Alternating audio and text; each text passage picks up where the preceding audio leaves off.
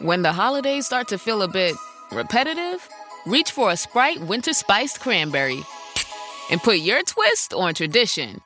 A bold cranberry and winter spice flavor fusion, Sprite Winter Spiced Cranberry is a refreshing way to shake things up this sipping season. And only for a limited time. Sprite. Obey your thirst. The Subaru Share the Love event is on from November 20th to January 2nd. For 18 years, Subaru and its retailers have supported over 2,700 local charities through the Share the Love event. When you purchase or lease a new vehicle during the 2025 Subaru Share the Love event, Subaru and its retailers will make a minimum $300 donation to charity. Visit Subaru.com/share to learn more. You're listening to Dr. Emma and me on the Tudors Dynasty and Beyond podcast. And now, here are your hosts. Hello and welcome back to the show. I'm Rebecca Larson, and today is Thursday, so that means it's time for Dr. Emma and me, but unfortunately Dr. Emma isn't able to make it today, so I brought in a guest host. You might recognize her from being on the show previously and from the Tudor history world, my good friend Amy McElroy. Welcome, Amy. Hi, Rebecca. Thank you for having me, and Merry Christmas, everyone. Yes, this episode is airing on Christmas. So for those of you who celebrate Christmas, a very Merry Christmas to you. Mm-hmm. So, I debated whether or not I put out a new episode today, and I thought, why not? And we'll just make it an extra fun one, right? Yeah, you've got to keep to the schedule for a start, and it's Christmas. So who doesn't want to watch about the Tudors on Christmas Day? Yeah, and I think today we're going to talk about some kind of fun stuff. Emma and I like to do parallel lives and historical Tinder, but lately, I hate to say this because I used to be so anti what if stories. I was always like, yeah, you can't do what ifs because it didn't happen. So how can you possibly imagine what would happen? And now as I've gotten older, I'm like, okay, let's do what ifs because I think it's interesting, isn't it? Yeah, and I think there's definitely some good ones out there that people are always going to think about, no matter whether, what our personal opinions are. I think there's definitely a lot in the Tudor times that people are always going to be asking about what if. Yeah, probably the most common and popular one is what if Arthur Tudor had not died? Oh, definitely. Yeah, that has definitely got to be the most popular one amongst the Tudor world, I would say. Yeah. We're not going to talk about that one today because I feel like that one has been overdone. It seems like my theme for today is marriages, what ifs, but we'll kind of just see how this goes because as I was telling Amy beforehand, this show is really unscripted. We just come into it with an idea and we just see where it goes. And I know Amy likes to have a good time. I know she follows the show, so she has a good idea of what we do. But today, instead of sitting and talking about the weather in Minnesota, like Emma and I tend to, we're not going to talk about the weather. I want to talk about something that I just released on my Substack this week, which is the what if Thomas Seymour had married Mary Howard when it was proposed. Now, first of all, I'm not sure even how many people know that this marriage was proposed or that it was even proposed more than one time. I think people that generally look at the lesser known characters, I don't mean that insulting, by the way, but I mean not the Queens or Henry, may have an idea that it was proposed at least once, but I don't think it's a well-known thing. Yeah. Yeah, because usually when it comes to Thomas Seymour, they focus on looking at his marriage to Kateryn Parr or his relationship with Kateryn Parr and his relationship with Elizabeth Tudor, right? Those are like the two women that he's always attached to. But I just, in my Thomas Seymour research, I found it fascinating that this marriage was proposed twice. The first time in, I think it was 1538, and the second time in 1546. Hmm. And for those of you who don't know, like the story of Mary Howard, basically she was married first to Henry VIII's illegitimate, yet recognized, I always have to say that, yet Hmm. recognized son, Henry Fitzroy. And they were both very young at the time when they got married. I don't remember exactly how old they were, but they were young enough where the marriage wasn't consummated. So that, Yeah. I guess that would mean that she was what, under 14, I think, it was the. Yeah. So the marriage wasn't consummated. Henry Fitzroy died in like, oh gosh, I think it was June or July of 1536. It was after Anne Boleyn's execution, which, by the way, I always find very interesting. I've always suspected Mhm. like maybe he was poisoned.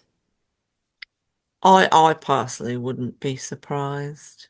He was a threat, right? Like he really Mm, he could have been in the line of succession. I do think absolutely.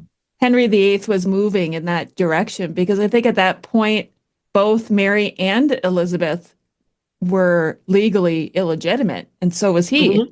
Yeah, So he was what's boy. So, yeah, yeah, exactly.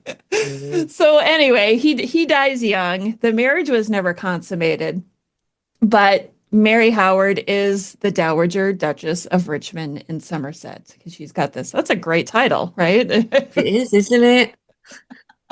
I mean, Especially and for a teenager. Like, yeah, yeah. nice And title.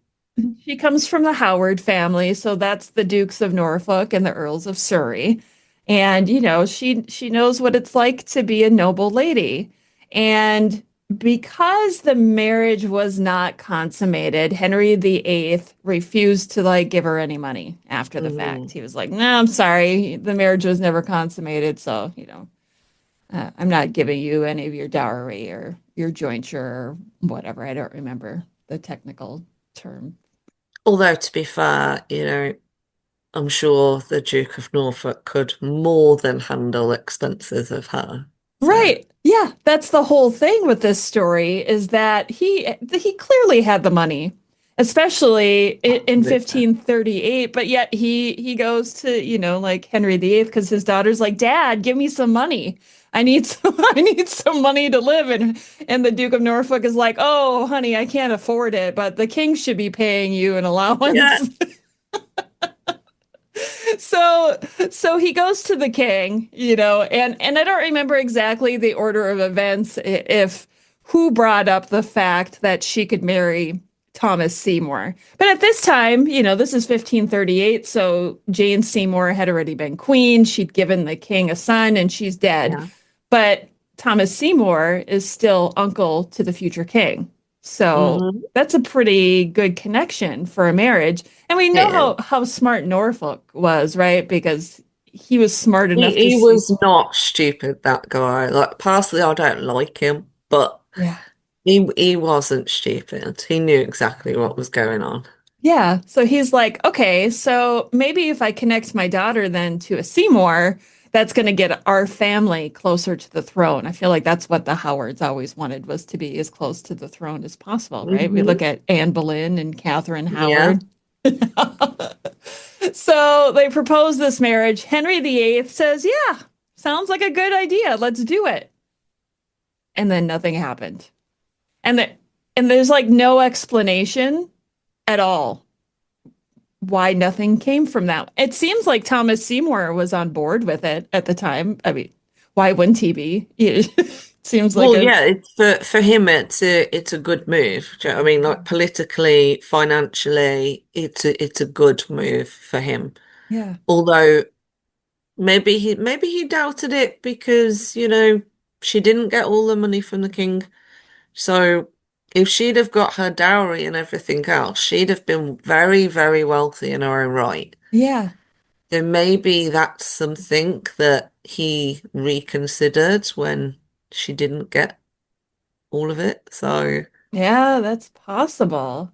And when we think about 1538, especially by that time, Thomas Seymour was only a knight. He didn't have a special title. He was just a knight. He had some position in the Navy and he was yeah. building ground there, but he was a knight and she was a Dowager Duchess of Richmond and Somerset.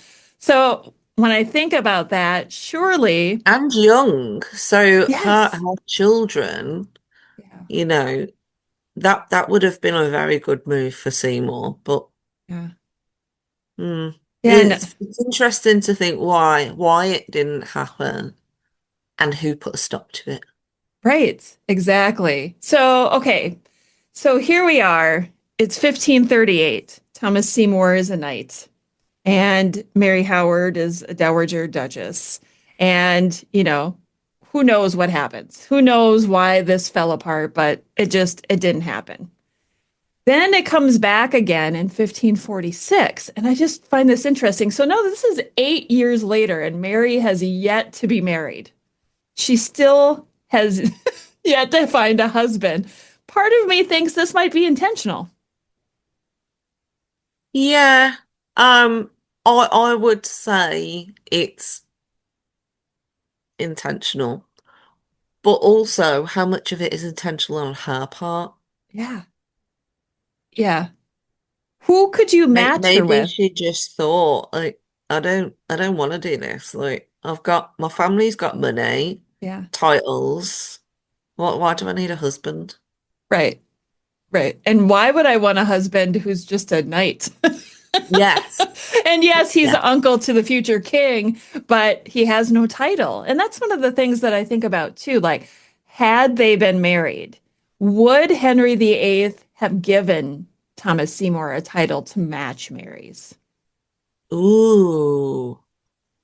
Yeah. Right? I don't know though, and I don't know if Norfolk could be very happy about that either, because obviously he was very, very wealthy himself. And I Yeah. know obviously it's his daughter, but would you want your son-in-law getting a title it'd have to be a dukedom, wouldn't it? So Yes.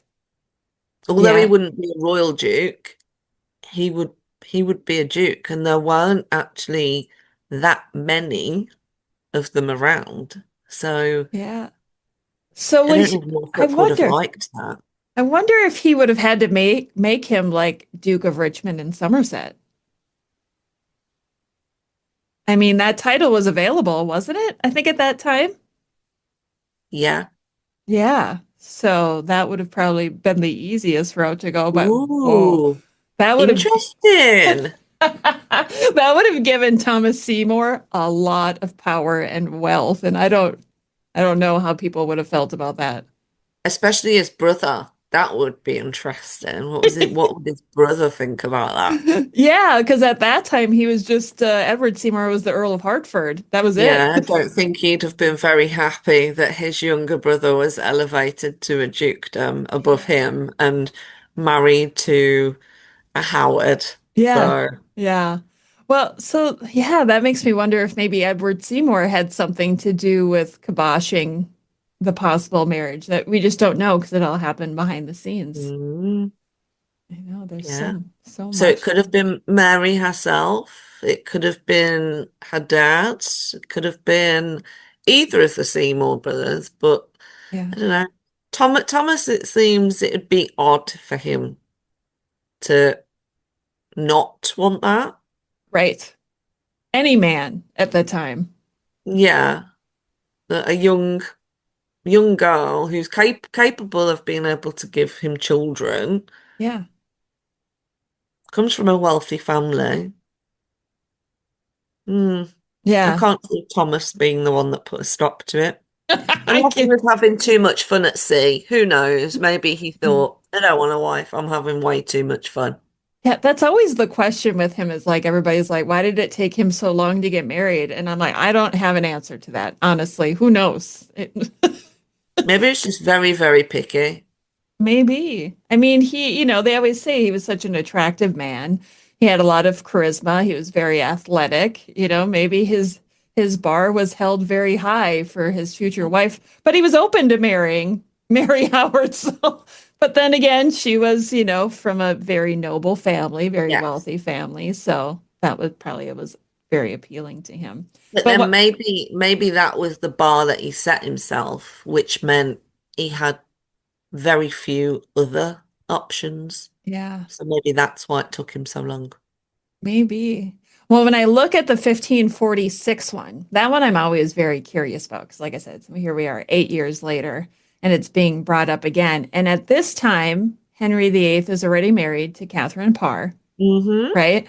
And when Yeah. we go back to the relationship of Thomas Seymour and Kateryn Parr, she tells us years later that she would have married Thomas before the king, but basically God willed her to marry Henry when he asked her, type of a deal. So we know that tells us then before their marriage in June, was it, of 1543, that she had considered marrying Thomas Seymour.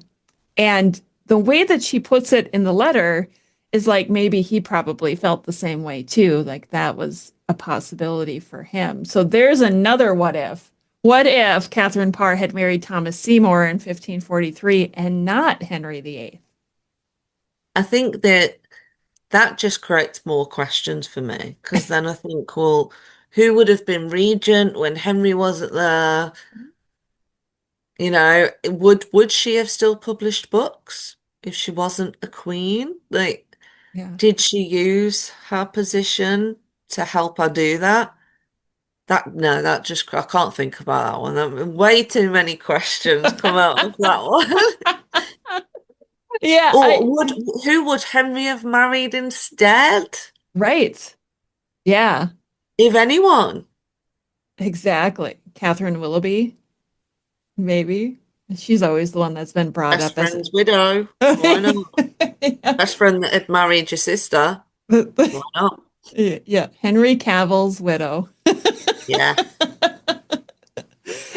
So I just think this whole Thomas Seymour and Mary Howard thing is interesting. The story always goes, right, that it was Henry Howard, the Earl of Surrey, who was adamantly against this, especially in 1546. He was like, you can't marry these upstart Seymours. Yeah. Like, what's that going to do to our family name? And, and it wasn't too long after the marriage was suggested in 1546 that Henry Howard and the Duke of Norfolk were both arrested and thrown in the Tower.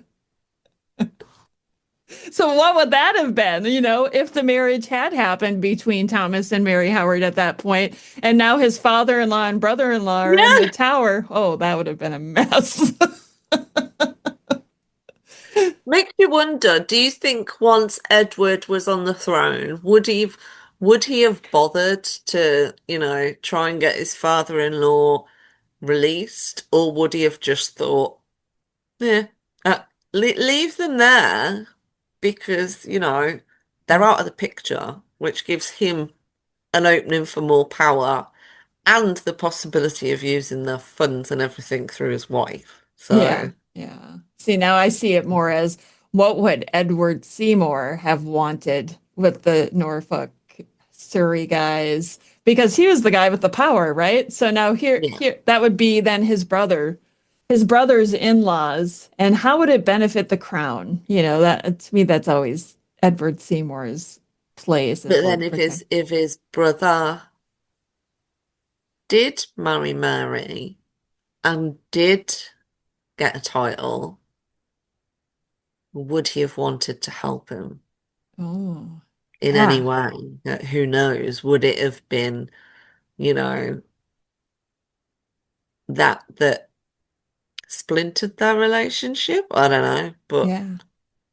so many questions. I know. I was just thinking that too. That I thought too. Like if he's married to Mary Howard, and Catherine Parr is now a widow, would he have tried to divorce Mary Howard to marry Catherine Parr? So this is why I didn't do the what ifs. This is why, because it's like the butterfly effect. So many things I think it change. probably would depend if they'd had children.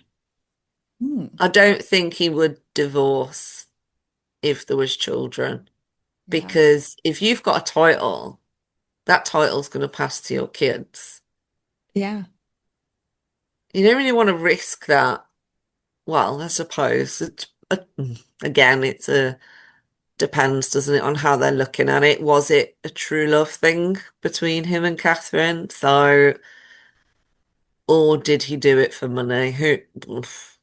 I know. You could argue either way. Personally, I like to think that there was something there because I don't think she'd be commenting that she would have married him Right.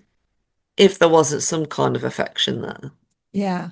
And I don't deny that part of it for Thomas probably was the power she wielded, but I do think that he cared for her too. I think it was a love Yeah, match, but I think it was like an a extra good. sensible love match. Yeah, he's like, okay, this one makes sense. I do love her, and she's a And she's dowager got queen. money and Yeah. power.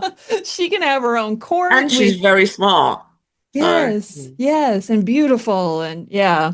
And their family seems to have been connected for quite a long time, at least through the Seymour brothers and Kateryn Parr's brother William.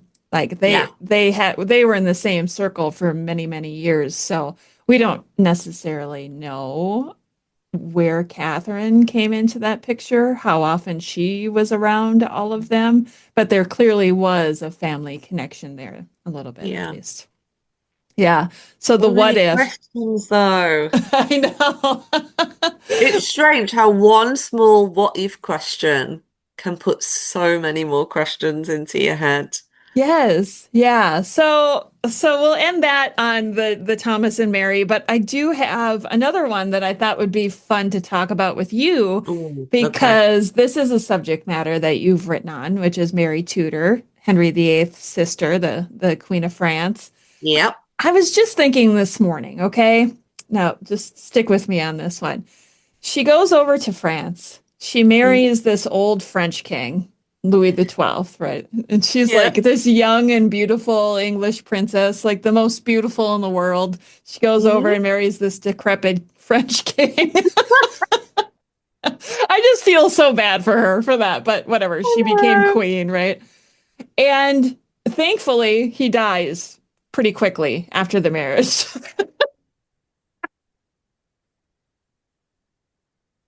Thankfully After for you've got a lot of presents, though. Oh, yes. yeah. Yeah, yeah.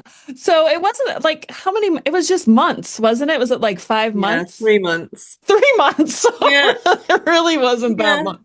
And if you watch Showtime The Tudors, then you would think that she suffocated him to death. And that's how he died, but that's not really what happened, is And it? had already had an affair with Oh, Brandon. oh, So, right, right. On the ship, on the on the way. ship. Yeah. That's what Oh. Tudor princesses Um, did. you wanted to talk about Henry Cavill, didn't you? Now I'm just Yeah. picturing that scene. I Can you just, blame me? I can't. I cannot. I'm telling you, the algorithm for my Instagram Reels is like all Henry Cavill all the time.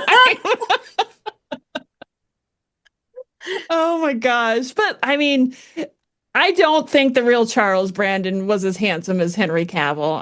I really don't. Mm. I think he was handsome for the time, Yeah. but obviously he was very athletic and stuff. So I think, and obviously he was best friends with the king. So, Right.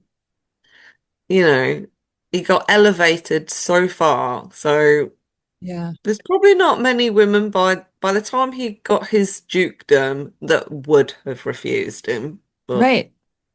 Yeah, exactly. princess is still a bit, you know, out of reach for most people anyway. Yeah. Other than So Henry Cavill. I can't help but to bring up Henry Cavill. But anyway, so King Louis the XII dies. Now she's a dowager queen herself of Yep. France.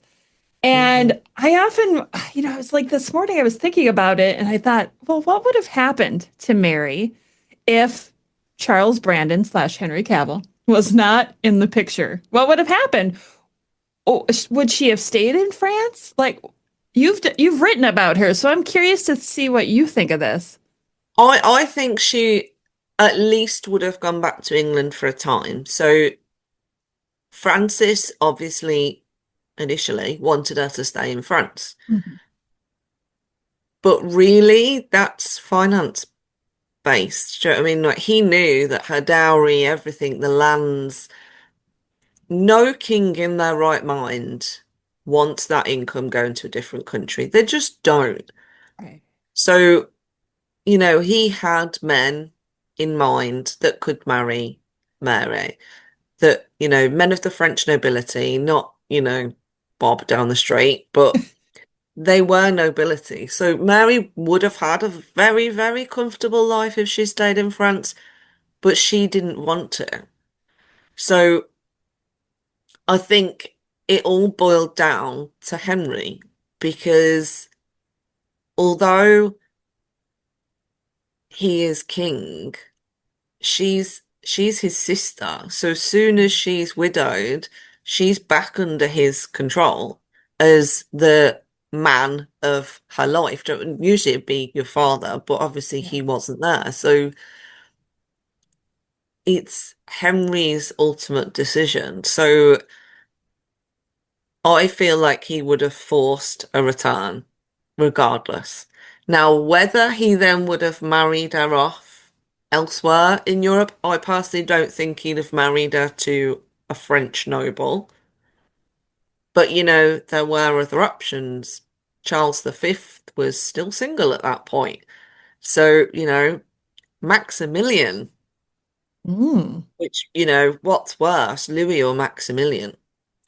Yeah. Yeah. But the power that that would have given her and, you know, the alliance that that could have formed with Henry, he'd be stupid not to consider it if she was back in England.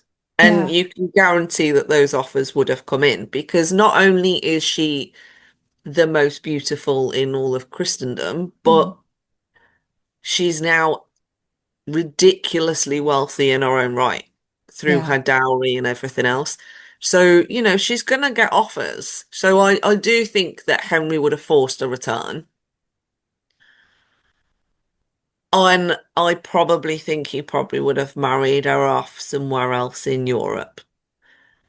I don't think he'd have been happy with any other English noble because why? What does it bring him? It Right. brings him nothing at all. The only benefit for him is the line of succession in that, you know, yes, he's got Mary at that point. Actually, no, he didn't have Mary at that point. But Right. you know, he didn't want, well, we know from later years, he didn't want Margaret's line. So Mary was the next thing. So there's a very slim possibility that he may have married her to another English noble based on wanting to keep the line of succession in England. Yeah. But we know what Henry's like. I think the alliance that brings money and everything probably would have overridden that because he was still young at that time. You know, he had his whole life ahead of him in terms of his own marriages and kids and all of that. So he probably wasn't necessarily thinking about that at the time. Yeah. So I think money and alliances probably would have won, which means Mary, poor Mary, would have been married off elsewhere. So yeah, Wow. I think the odds, so when we look at this, so this is 1514, was it 1515? 15, he died, Louis died on New Year's Day, 1515. Okay, so like you said, 1515, their daughter Mary wasn't born yet, but he was still married to Katherine of Yeah. Aragon, which what we've learned from Dr. Emma is that Catherine was always looking for a connection back to Spain. So to me, it seems more likely that she would have pushed for an engagement, Well, yeah, with Charles again. It's not, that wouldn't have been the first time that no, that and they'd had that year, and when I say year, years long betrothal. Do you know what I mean? So it wouldn't have been anything new to consider. The only reason it didn't happen is because Henry got fed up of Ferdinand and Maximilian messing about behind his back. So, and you can't blame him for it. Do you know what I mean? So I yeah. think, you know, it probably would have been Charles, which means Mary in the future would have been an empress. That Yes. is impressive. So Yeah.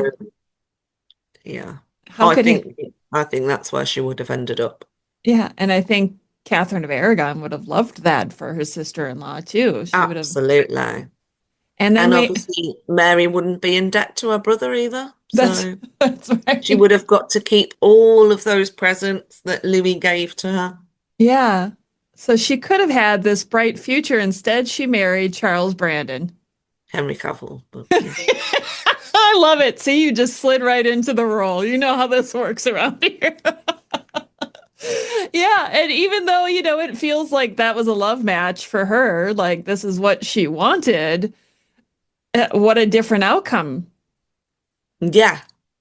An incredibly different outcome. Like she could have had so much power, Yeah, so much. but then, out of that, what would Mary have done if she married Charles at the time that Henry was divorcing Catherine? Ooh, wow. Because Catherine obviously wrote to Charles to ask for help. Yeah. Yep. What would Mary have done if she was married to Charles at that point? Because Oh my gosh. that's her sister-in-law. She loved her. She loved Catherine. Yeah. Oh my gosh. What would have happened? That's a whole different timeline we're looking at here. So there would have already been a connection between Charles V and Henry VIII, and of course Katherine of Aragon is Charles's aunt. And would Henry have even tried to divorce Catherine? Would that even have been a thought in his mind? He'd still be, well, I guess then maybe he would have been looking at Henry Fitzroy as his heir again. Yeah. Gosh, see, this Ooh. is Pandora's box. We just I opened. know. And then would the Armada have happened? Right. Because if Mary, obviously, she wasn't alive at that point, but if she was, there's no way she would have allowed that. No. I know, obviously, a wife has to be obedient to her husband, but there's no way she's going to allow her home country to be invaded like that. And no matter what she thought of Elizabeth being the daughter of Anne Boleyn, right? We know Mary didn't like Anne Boleyn. Mhm. Yeah. Wow. See, there's just so many doors and windows to open. If Mary had married Charles, would the Reformation even have happened in the first place? Right. Which means there'd be no need for an armada because everybody would still be Catholic. Right. Wow. I this one's a big what if, isn't it? Like it really It's would have huge. changed. Someone needs to write a fictional I was just thinking that. alternative to history.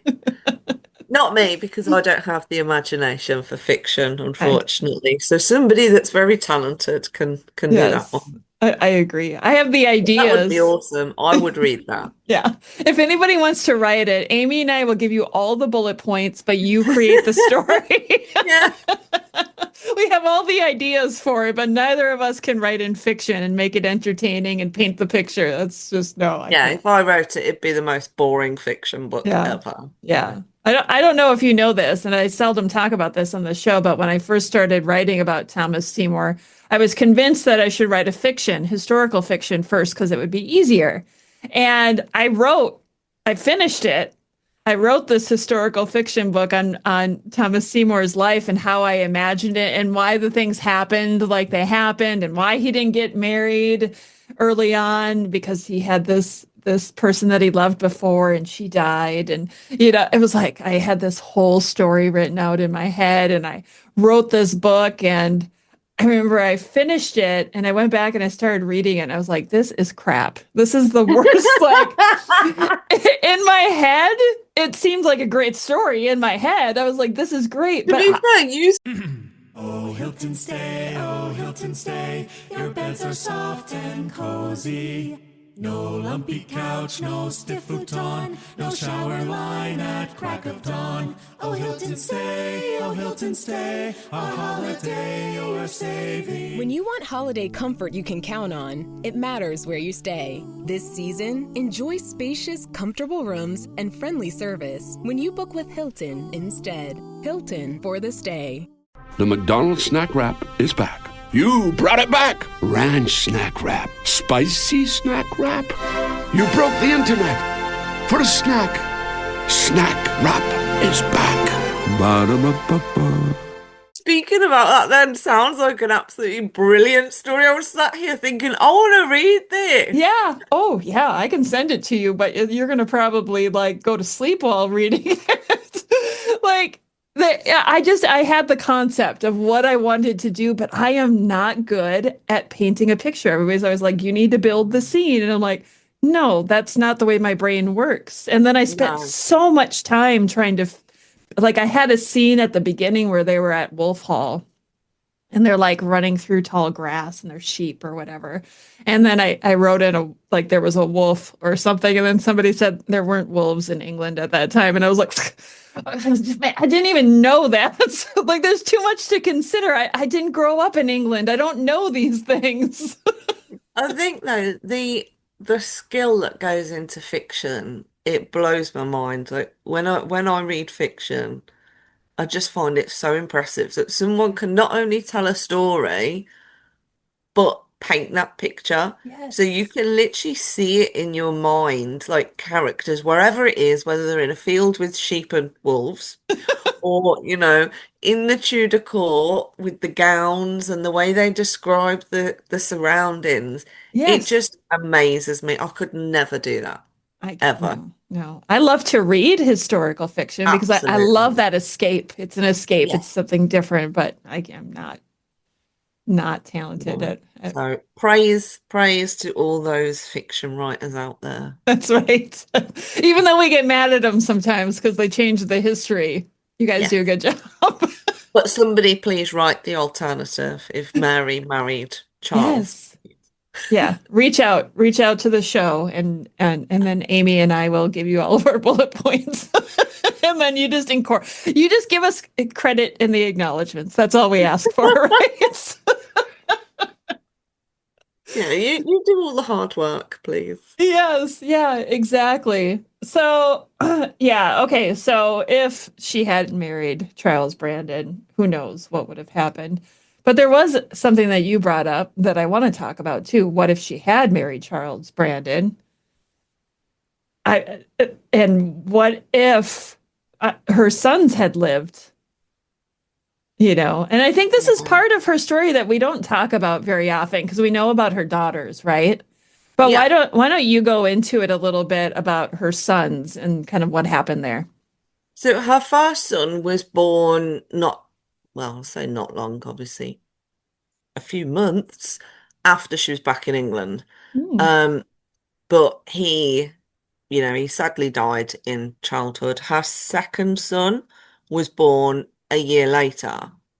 Um, also named, both of them were named Henry, by the way. Hmm. And he did actually get a title. So Henry VIII did give him the title of Earl of Lincoln. So, you know, he's part of the nobility. Not only is he a princess's son, but he's nephew to the King of England, Yeah. and his dad's a duke. He's an earl. So, that's a powerful, powerful young boy. Yes. Sadly, he did not make it to adulthood, which is is very, very sad. And it's obviously sad for Mary that I say only her daughters survived, like that's a bad thing. But she'd Right. lost both males at a time when a male meant everything to parents, especially the nobility, the royal family.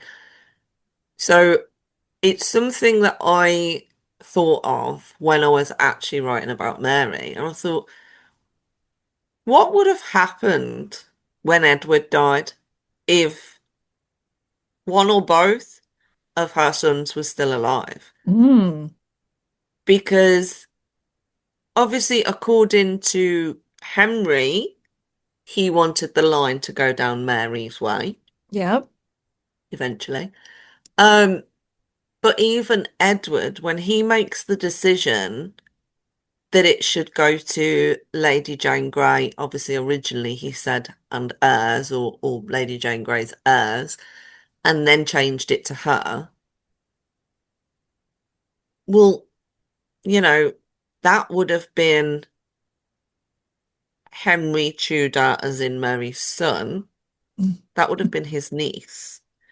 So he actually would have had a stronger claim Yeah. to, well, he would have had a claim to the throne regardless because he was royal blood. Yeah. But he also had that family link to Lady Jane Grey. So it just makes you wonder, what would Edward have done?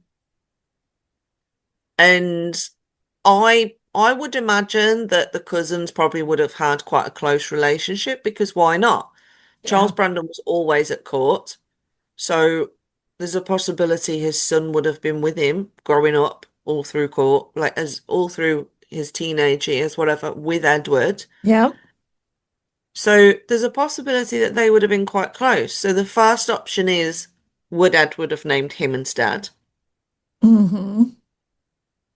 And the alternative is he wouldn't. He'd have carried on with what he did. But then would the nobility have accepted that? Would they have put forward Mary's son Mm-hmm.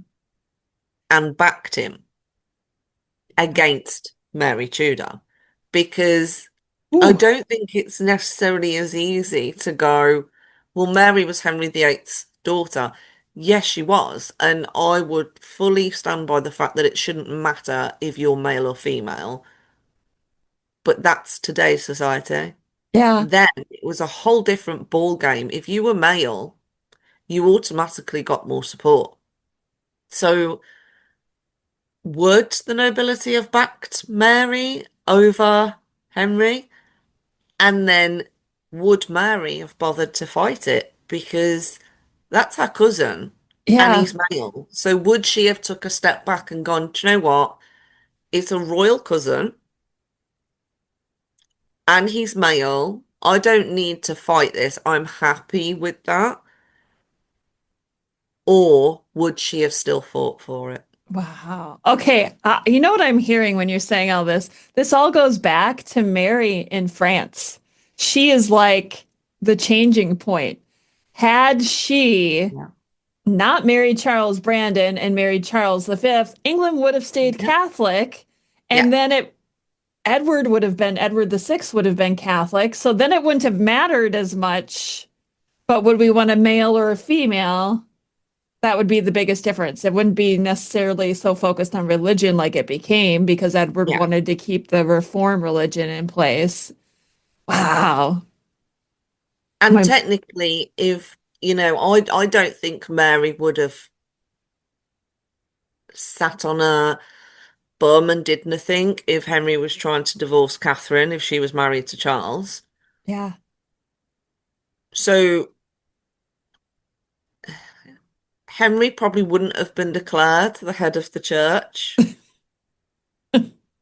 which then means would Edward even exist? This is true. If you're listening and you're confused, We're confused ourselves. So I feel like the more you think about it, the more you really go into, well, then this would have happened, to but be fair, that there's a would, possibility that he would exist because obviously Catherine did die. So yes, would Henry have remarried Jane then and right. had Edward? So there is that possibility. Would he But not, he would he wouldn't have have, had to get rid of the church to do it. oh my God. Right. So there would have been no Anne Boleyn, maybe. He would have went right from Katherine of Aragon to Jane Seymour. Yeah. Wow. See, we just changed Tudor history in a second. Yeah. Imagine if there had been no Anne Boleyn. Would people be as interested in the Tudors now if there hadn't been an Anne Boleyn? Well, oh, I don't know, because if you think if he still married Jane, then I could imagine that he's probably still would have married the others as well. Okay. Because obviously Jane died naturally. Yeah. I don't I don't know if he'd have been so evil, I suppose the word is, with Catherine Howard. Because, he wouldn't have had Anne. So he hadn't had the experience of chopping his queen's head off. So would he have gone through with it a second time? Oh, I don't know. gosh. Okay, here's an even bigger one. You guys, this episode could go on for hours. Okay, so what if Jane Seymour had not died, right? Like, this is something I've thought about a lot. The reason why I say that is because I find it so suspicious that she lived 12 days and they say she died of puerperal fever.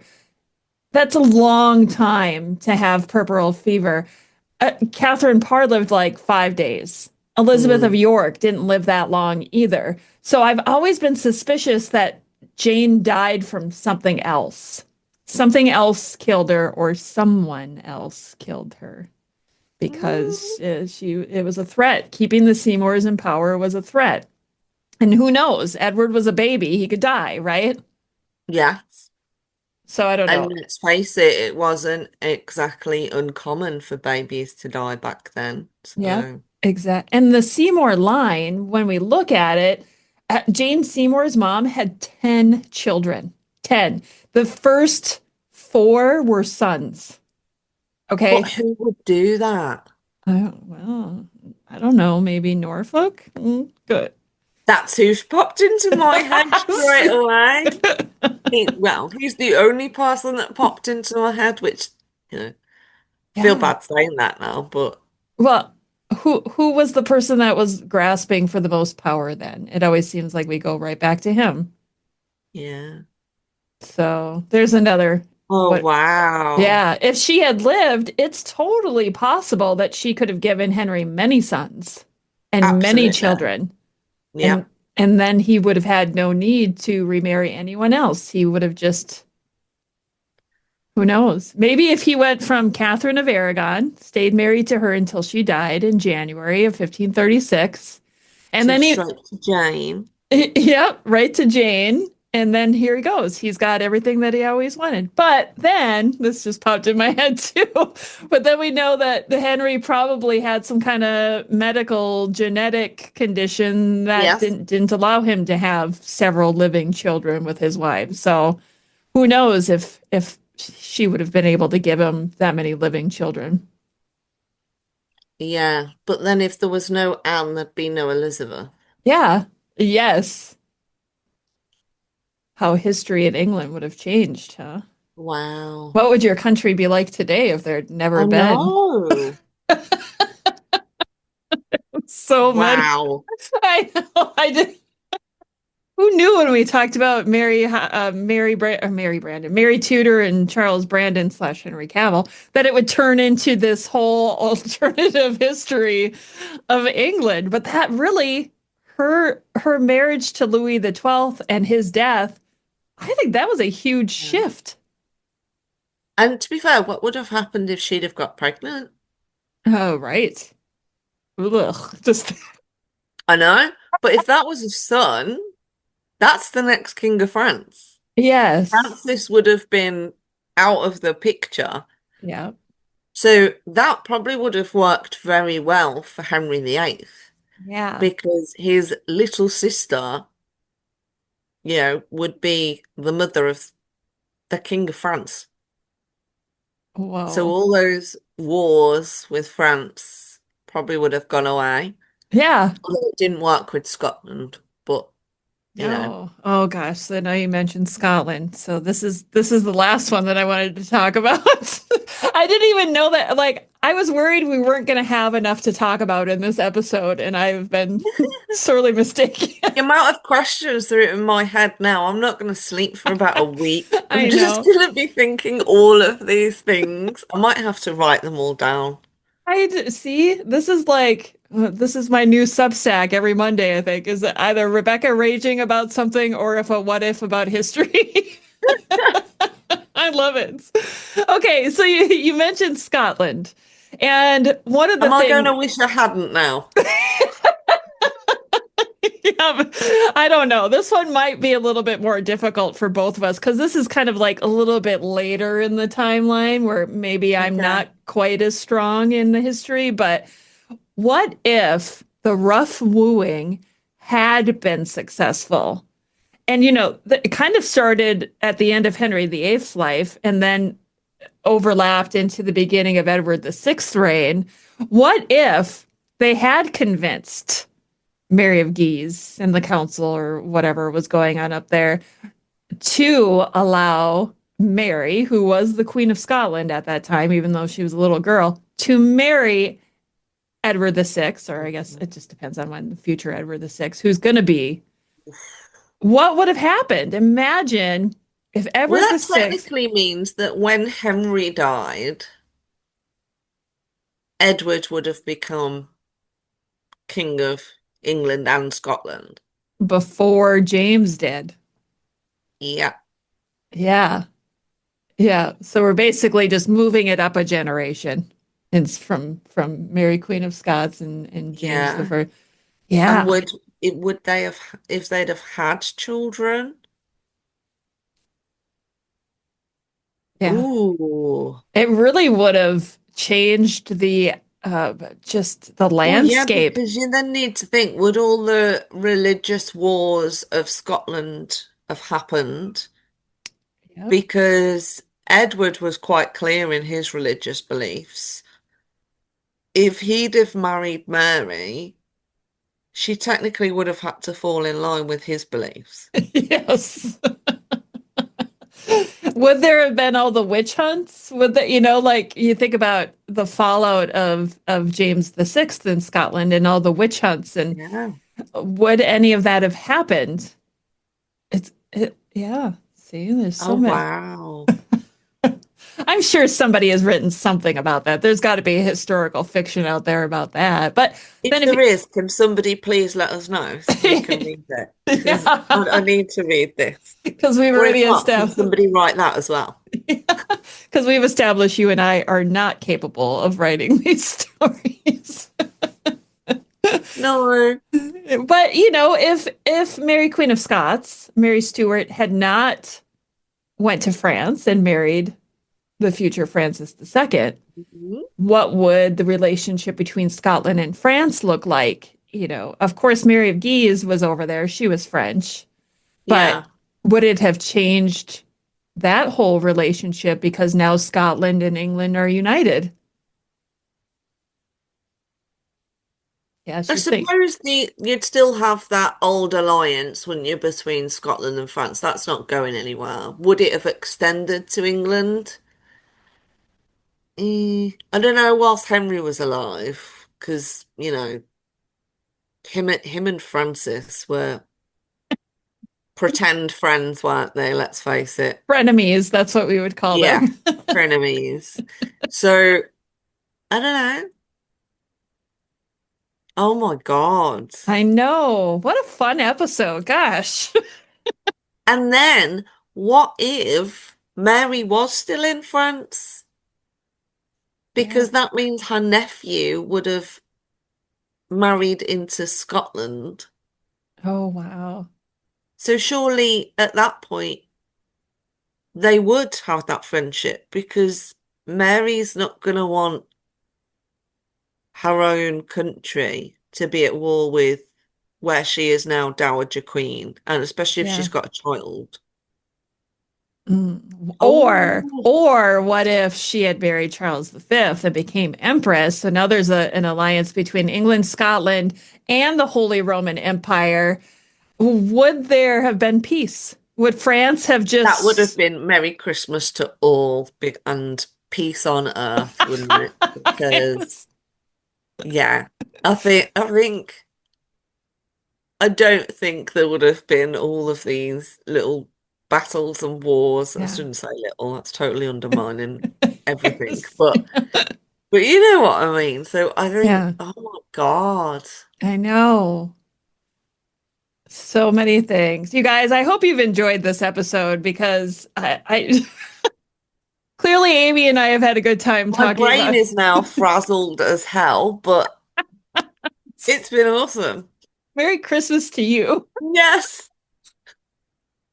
I have had such a good time with you today, Amy. Thank you so Me much for too. stepping in and filling in Emma's spot for today's episode of Dr. Emma and Me. And I can't wait to do something like this with you again. No, thank you for having me. It's been lots of fun. But I do wish my brain wasn't this frazzled. Dr. Emma and Me is a smart, spirited, and refreshingly candid podcast where history isn't just told, it's lived. Catch them every Thursday on the Tudors, Dynasty, and Beyond podcast. And if you love it, tell your friends. History's better when it's shared. Introducing Taking Share, Lessons from Leaders with Rob Holmes, Chairman, President, and CEO of Texas Capital. During each episode, you will hear from leaders, decision makers, and culture shapers across industries. What drives them? What tips the scales when making tough calls? How do they continue to evolve? We're here to understand the thoughts behind their actions and discover how they are taking share. For more information on Texas Capital, please visit us at our website.